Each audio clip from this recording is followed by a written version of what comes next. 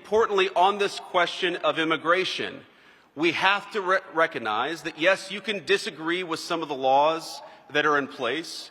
You can disagree with the enforcement of those laws. You can even vote for people who want to change those laws. But while we have immigration laws on the books, we will enforce them, and we expect our local municipalities to help us.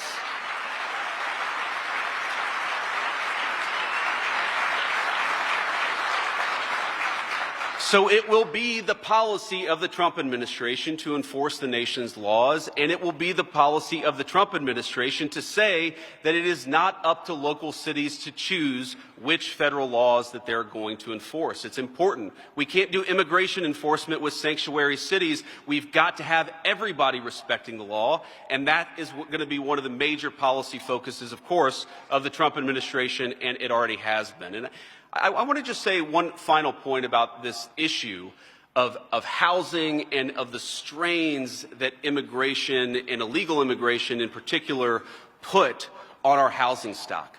We know from economists that blue-collar folks are often those who face the biggest cuts in wages and in services when you have communities overwhelmed by illegal immigration. I come from a blue-collar family. And I think one of the main drivers is that we need to be able to give our citizens, black, white, or whatever skin color, whatever belief system that they have, if you are an American citizen, you deserve to have a government at the local, city, and federal level that fights for the American dream for you. And we've seen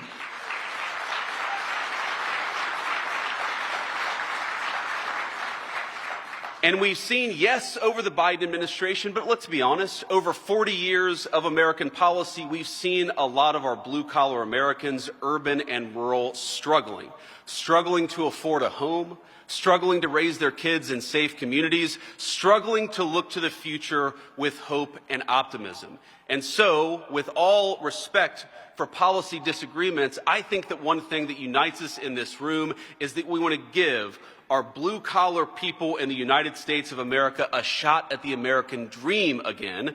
We may disagree about how exactly to do it, but let's do it together. Let's fight for our people together, and let's reinvigorate the American dream for the American citizen once again.